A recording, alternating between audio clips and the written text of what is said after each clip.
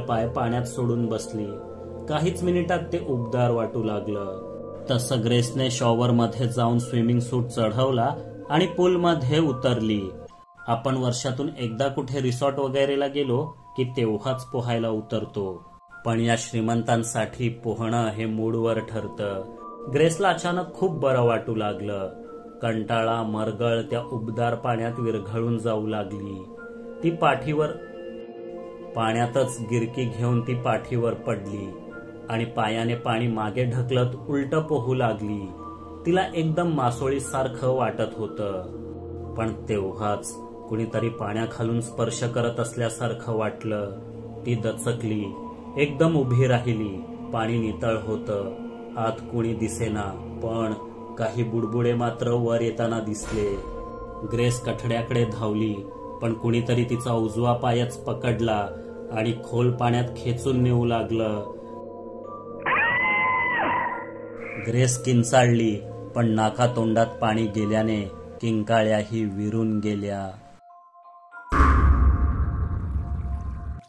Grace पोहण्यात आणि पाण्याखाली श्वास रोखून धरण्यात तरबेज होती. शाळेत असताना प्रत्येक स्विमिंग कॉम्पिटिशन मध्ये तिने गोल्ड मेडल पटकावलं होतं.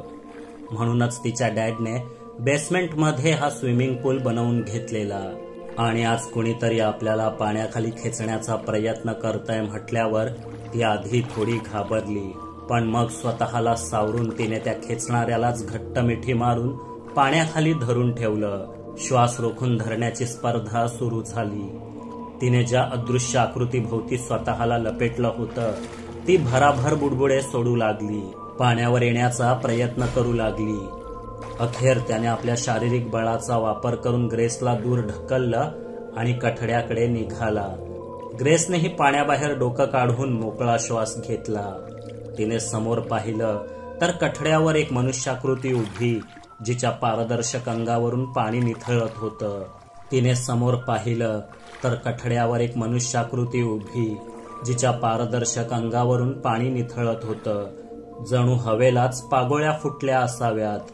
ग्रेस पाण्यातूनच त्याच्याकडे रोखून पाहत होती आणि मग एकाएकी हसून तिने म्हटलं, गॉट यू. काही कळण्याच्या आतच एका बाजूने एमिली आणि दुसऱ्या बाजूने मी त्यावर झडप घातली. हा आपल्याला अडकवण्यासाठी रचलेला सापळा होता हे त्याच्या आता लक्षात आलं. मी त्याला पकडून जमिनीवर पाडण्याचा प्रयत्न करत होतो, पण त्याचं शरीर मासोळीसारखं गुळगुळीत होतं. पकड घट्ट होईना. एमिलीने सोबत तिचे डॅड पोलिसात असताना वापरलेले हँडकफ्स अर्थात बेड्या आणल्या होत्या. मी फॅन्टमला खाली पाडून धरून ठेवणार आणि मग ती बेड्या ठोकणार असं ठरलेलं. आमच्या प्लॅनिंगवर संशय येऊ नये म्हणून इतरांना याबद्दल काही सांगितलं नव्हतं. खरं तर आज रात्री खरंच फॅन्टम इथे येईल आणि ग्रेसवर हल्ला करेल अशी शक्यताही कमीच होती. आम्ही फक्त एक प्रयोग करून पाहत होतो आणि त्या प्रयोगात फॅन्टम फसला. मी कसंबसं त्याला खाली पाडलं. त्याच्या पाठीवर बसलो. दोन्ही हात जवळ आणून धरून ठेवण्याचा प्रयत्न करू लागलो. एमिलीच्या मदतीला आता ग्रेस सुद्धा आली होती. दोघी बेड्या ठोकण्यासाठी योग्य संधीच्या शोधात होत्या. तेव्हाच कुठून कसं कोण जाणे एक धारदार सुरा आमच्या समोर अवतरला. त्याने सरकन माझ्या मनगटावर वार केला. रक्ताची चिळकांडी उडाली. पकड ढिली झाली. त्याचा फायदा उचलून तो निसटला. तावातावाने ग्रेस व एमिलीच्या दिशेने निघाला.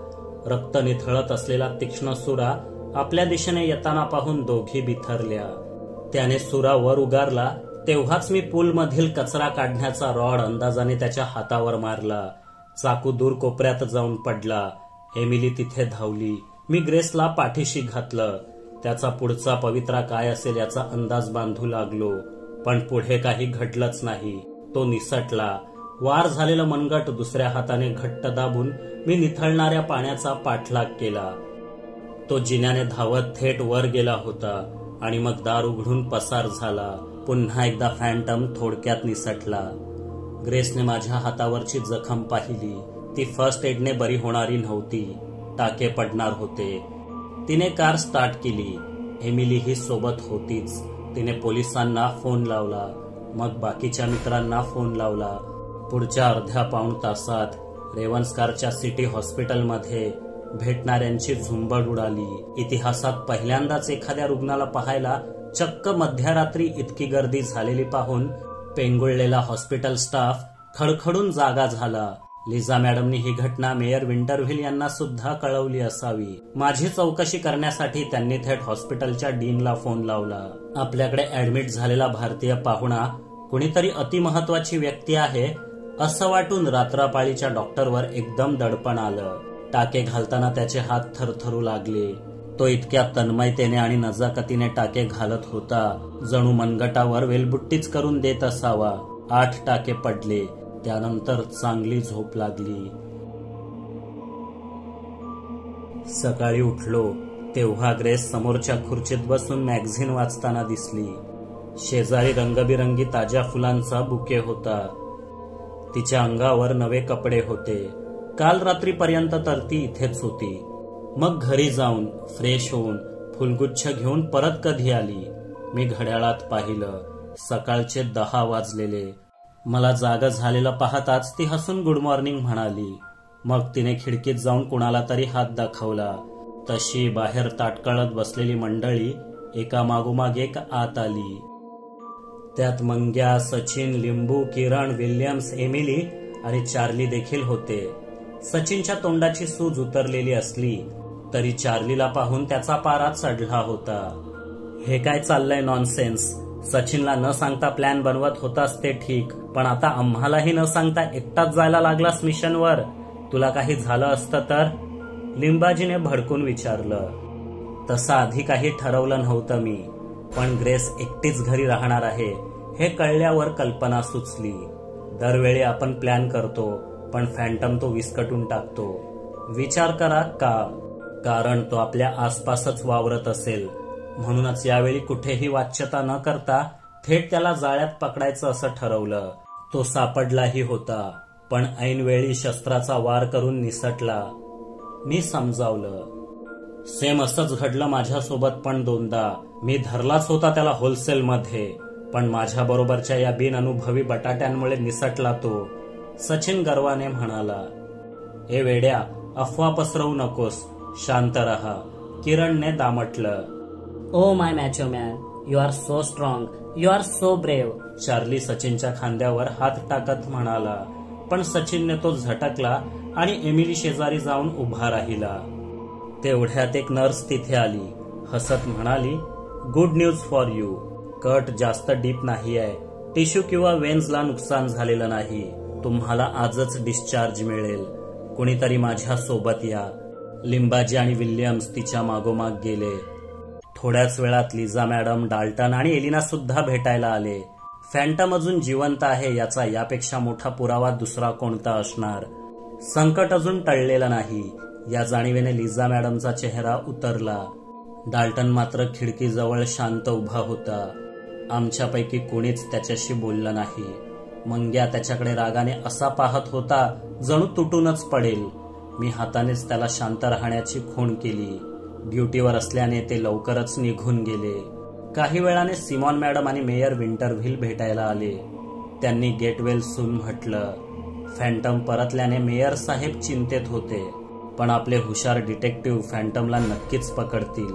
तुम्ही निश्चिंत राहा असे सिमॉन मॅडमने त्यांना सांगितले. लंच टाइम पर्यंत बहुतेक जण भेटून गेले. मग फक्त आम्ही 5 जण आणि ग्रेस, चार्ली, एमिली, विल्यम्स एवढेच उरलो. अचानक चार्लीचा नूर बदलला आणि तो अडखळत म्हणाला, please don't tell this to anyone, पण मला तुला काहीतरी महत्वाचं सांगायचंय प्रोफेसर. आता हा आपल्याला लग्नासाठी मागणीच घालतो की काय अशी धडकी सचिनला भरली आणि तो किरण मागे लपला.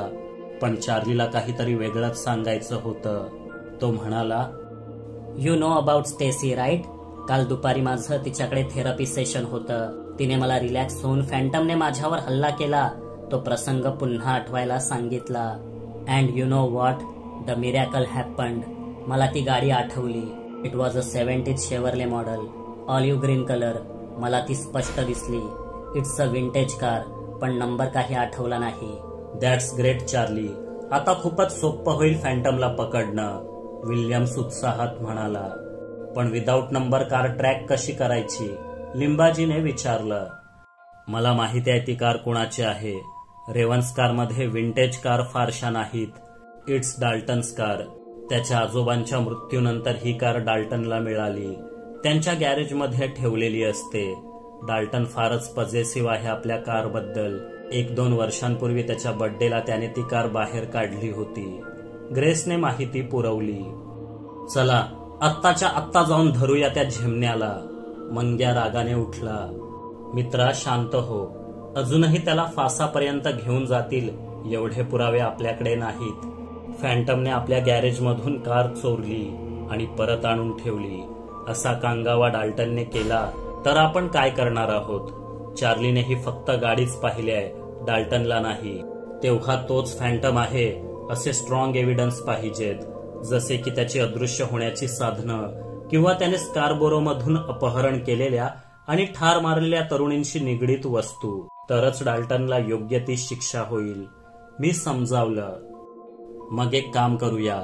डाल्टन डे शिफ्टवर आहे ना, आजचा दिवस तर इथेच जाईल, पण उद्या तो सकाळी ड्युटीवर गेला रे गेला की आपण गुपचूप त्याच्या घरात शिरू आणि मिळतील तेवढे पुरावे घेऊन येऊ. काय म्हणतोस? लिंबाजीने सुचवलं. सर्वांनी याला सहमती दर्शवली. मला डिस्चार्ज मिळाला. संध्याकाळचा चहा आम्ही गोल्डन सँडच्या व्हरांड्यात बसून समोरचा शांत समुद्र पाहत एकत्रच घेतला. त्या रात्री सचिनला एमिली, ग्रेस आणि विल्यम सोबत पार्टीला पाठवून आम्ही चौघं एका गुप्त मोहिमेवर बाहेर पडलो. डाल्टनच्या बंगल्याबाहेर आम्ही सूर्यास्तापासून फिल्डिंग लावली होती. तो आपली पोलिसी ड्युटी संपवून आधी बॉक्सिंग प्रॅक्टिसला जातो, मग तिथून एखाद्या बारवर. हे आम्हाला ठाऊक होतं. त्याला घरी परतायला रात्रीचे 11 वाजत. त्याआधीच आम्हाला आमचं काम संपवायचं होतं. सर्व तयारी करून आम्ही आसपासच्या झुडपात लपलो. इथे रात्री 8:30 नंतरच सर्व सामसूम होतं. रस्त्यावर चिटपाखरू नसतं. लोकसंख्या कमी असण्याचे फायदे असतात, तसे तोटेही. आम्ही आणखी वाट पाहिली. 9:15ला एक गाडी दूर कुठेतरी थांबल्याचा आवाज ऐकू आला. मग थोड्या वेळाने पावलांचा आवाज ऐकू येऊ लागला. तो दाराच्या दिशेने जात होता, पण दिसत नव्हता. इथे कुठेच सीसीटीव्ही नव्हते, म्हणजे काही धोका नव्हता. दार आपोआप उघडलं आणि बंद झालं. तो आत शिरला असावा. आम्ही पटापट झाडीतून बाहेर पडलो. चौघांनी चारही बाजूने घराला वेढलं. मी पुढच्या दारातच उभा होतो. जरा भराने पुन्हा एकदा दार उघडलं. मला समोरच पाहून तो थबकला, पण मग दबक्या पावलांनी चालू लागला. पण मी नेमकी जागा ओळखून त्याला गाठलं आणि वाट अडवत म्हटलं, गेम ओव्हर फॅन्टम. याने आपल्याला कसं पाहिलं त्याचा विश्वासच बसेना.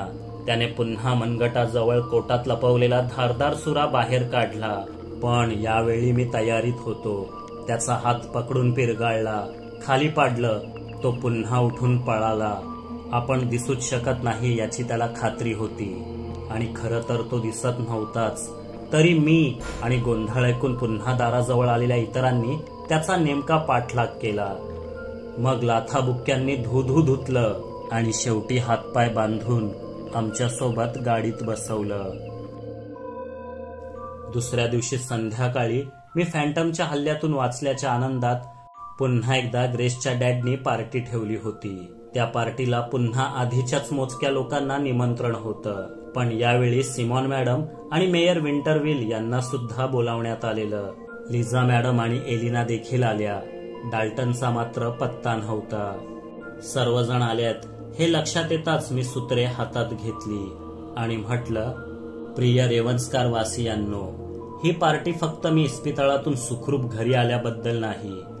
यामागे आणखीही एक कारण आहे, आणि ते ऐकून तुम्ही आनंदित तर व्हालच, पण सुटकेचा निश्वासही सोडाल. सर्वांनी श्वास रोखला. त्यांच्या संयमाची आणखी परीक्षा न घेता मी म्हटलं, आम्ही फॅन्टमला पकडलंय, आणि यावेळी खऱ्याखुऱ्या फॅन्टमला पकडलंय, तेही त्याच्या अदृश्य होण्याच्या सामग्रीसह. हे ऐकताच उपस्थितांमध्ये एकच खळबळ माजली. कोण आहे कोण तो बास्टर्ड?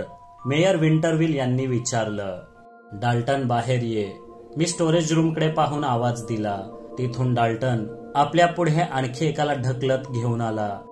त्या व्यक्तीचे हात बेड्यांनी मागे जखडलेले होते आणि चेहरा कापडाने झाकलेला.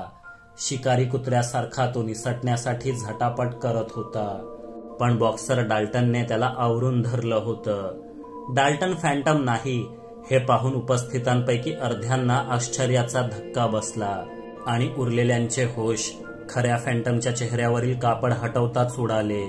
एमिली, ग्रेस आणि विल्यम्स तर आश्चर्याने खुर्चीवरून उठून उभेच राहिले, कारण खरा फॅन्टम चार्ली होता. लिझा मॅडम आणि सिमॉन मॅडम यांचाही विश्वास बसेना. सचिनला तर हसावं की रडावं ते कळेना. एकीकडे त्याने चावट चार्ली बनून पिच्छा पुरवला आणि दुसरीकडे फॅन्टम बनून थोबडवलं.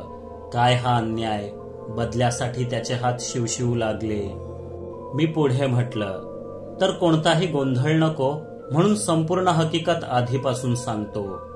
जवळपास 12 वर्षांपूर्वी सिमॉन मॅडम यांचे पती मिस्टर डग्लस, जे एक प्रख्यात फिजिसिस्ट होते, त्यांनी एक्सरेला पर्यायी उपकरण शोधताना योगायोगाने अदृश्य होण्याचा सिद्धांत मांडला. या संशोधनाने त्यांना इतकं झपाटलं होतं की दिवस रात्र ही थिअरी प्रत्यक्षात कशी उतरवता येईल याच खटपटीत ते असायचे.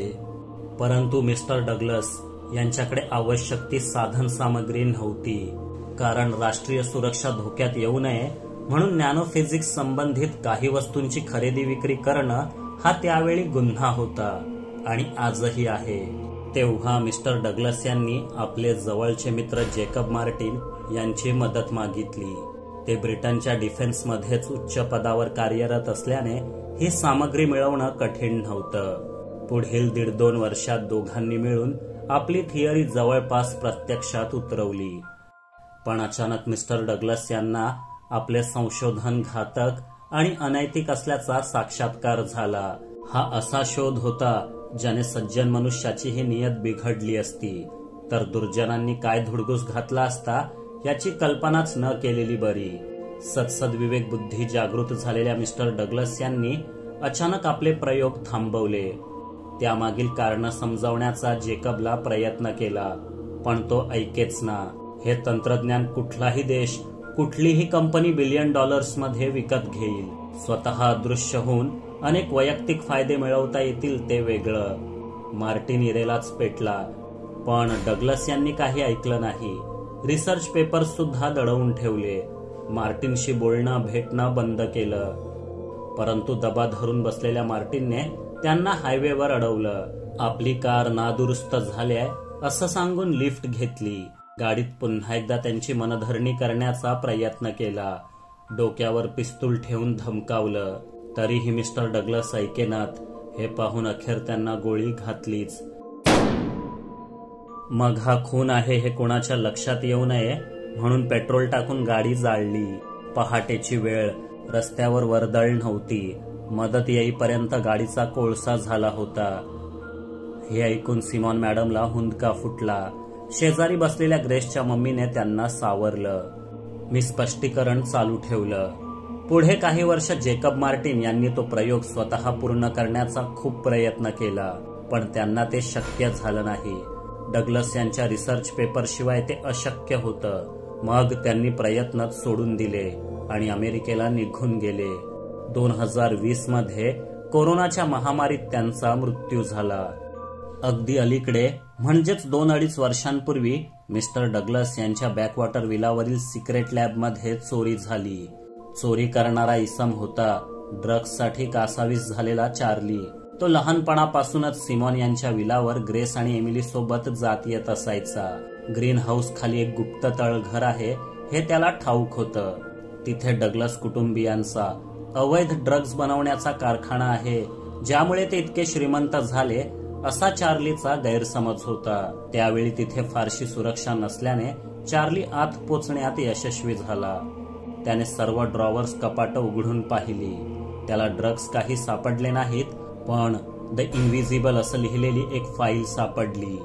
दुसऱ्या एका लॉकरमध्ये नीट घडी करून ठेवलेला काचेसारख्या आवरणापासून बनलेला गुळगुळीत सूटही सापडला. चार्ली स्वतः एक हुशार फिजिक्सचा विद्यार्थी होता.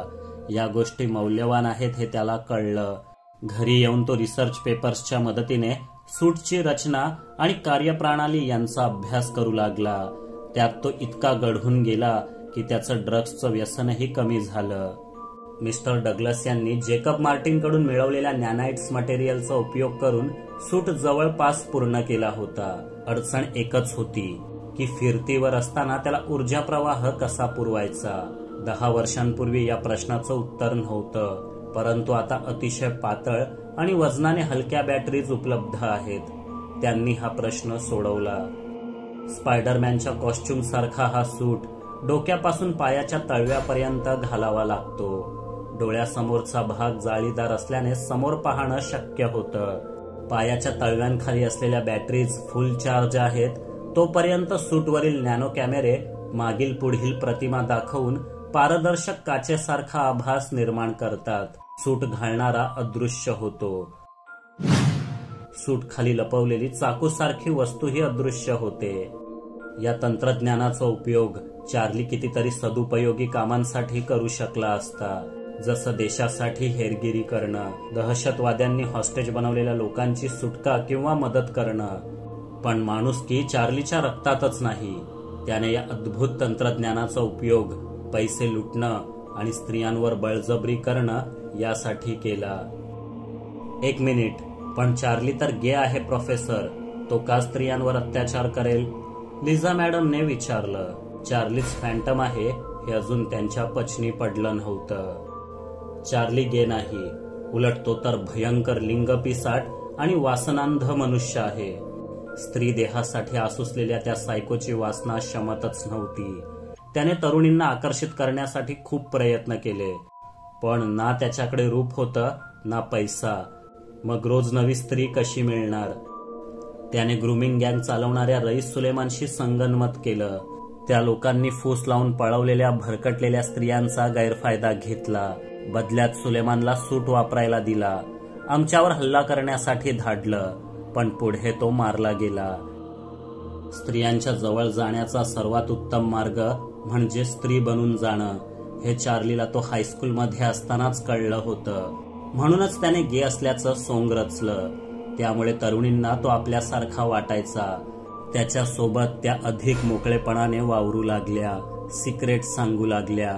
त्या कधी एकट्या असतात हे कळल्यावर फॅन्टम बनून त्यांना तो गाठायचा आणि आपल्या पाशवी इच्छांना मूर्तरूप द्यायचा. मागील वर्षभरापासून रेवन्सकारच्या स्त्रियांना छळणारा हाच होता.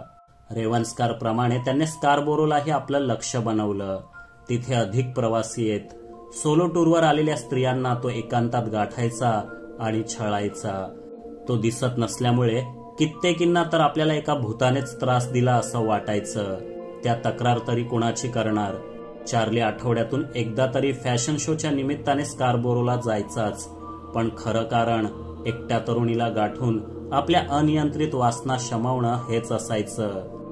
गे बनून राहिल्याने त्याला सतत तरुणींसोबत राहता यायचं.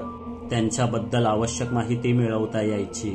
पुढे कधी फॅन्टमचं पितळ उघडं पडलंच तर आपण गे असल्याने फॅन्टम असणं शक्यच नाही असं दाखवून सही सलामत सुटता येईल असाही त्याचा प्लॅन होता.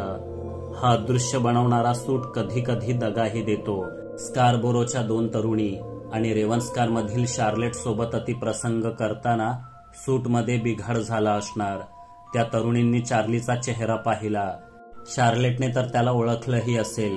कुठेही गवगवा नको म्हणून या उलट्या काळजाच्या विकृताने अतिशय हालहाल करून त्यांची हत्या केली. न दिसणाऱ्या गुन्हेगाराला पकडणं हे आव्हानात्मक असणार आणि नेहमीच्या योजना इथे लागू पडणार नाहीत हे आम्ही आधीच ओळखून होतो. म्हणून इथे आल्याबरोबर आम्ही डाल्टनच्या मागे लागलो. जेव्हा तो बॉक्सिंगच्या प्रॅक्टिसने सुजलेला चेहरा घेऊन माझ्या समोर आला तेव्हाच तो फॅन्टम नाही हे मी ओळखलं होतं. ज्याला काल लाथेने उडवलं तो दुसऱ्या दिवशी सुजलेला चेहरा घेऊन आमच्या समोर येईल. फॅन्टम इतका मूर्ख तर नक्कीच नसेल. आम्ही डाल्टनला आमच्या प्लॅनमध्ये सहभागी केलं. फॅन्टम जे काही करेल त्याचा डाल्टनशी संबंध जोडायचा, म्हणजे खऱ्या फॅन्टमला आम्ही भरकटत चाललोय असं वाटेल. शेवटी प्रकरण अंगाशी आल्यावर तो काही पुरावे डाल्टनच्या माथी मारण्याचा प्रयत्न करून इथून पोबारा करणार. फॅन्टम समजून लोक डाल्टनला फासावर चढवतील आणि चार्ली नवीन ठिकाणी जाऊन हैदोस घालायला मोकळा.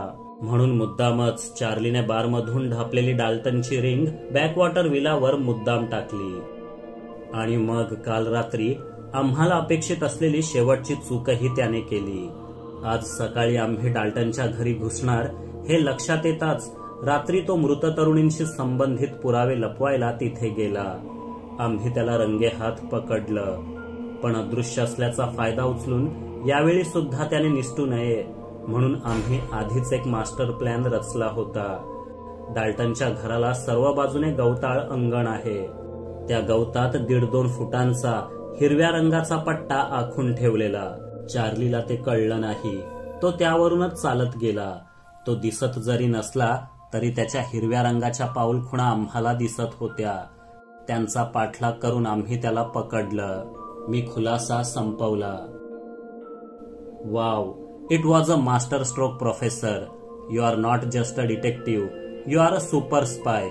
तुम्ही जे पुरावे सादर केलेत ते या नराधमाला फाशीपर्यंत पोचवायला पुरेसे आहेत. Thank you so much again.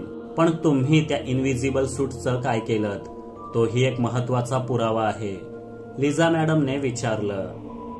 मानवाने कितीही प्रगती केली तरी काही अशा गोष्टींचा शोध न लागलेलाच बरा ज्याने मानवता धोक्यात येईल. आम्ही तो सूट आणि रिसर्च पेपर्स जाळून त्यांची राख रेवन्स्कारच्या समुद्रात फेकून दिली. मी शांतपणे म्हटलं, दॅट्स परफेक्ट. तुम्ही योग्यच केलं. सिमॉन मॅडमने दुजोरा दिला. मग चार्लीला पूर्ण सरकारी इतमामात तुरुंगात पाठवण्यात आलं. सिमॉन मॅडमना शब्द दिल्याप्रमाणे त्याला पोलिसांच्या हवाली करण्याआधी रात्रभर आम्ही इतका बुकलला होता की 5-6 हाडं तरी नक्कीच मोडली असतील. 3 निष्पाप तरुणींच्या निर्घुण हत्येसाठी त्याला फाशीचीच सजा होणार हे नक्की होतं. 2च दिवसांनी मेयर साहेबांनी पूर्ण रेवन्स्कारच्या समोर आमचा जाहीर सत्कार केला. घरची ओढ लागल्याने आम्ही फार काळ तिथे रेंगाळलो नाही. ग्रेस, एमिली आणि विल्यम्स सारख्या मित्रांचा निरोप घेऊन प्रिय मातृभूमीकडे रवाना झालो.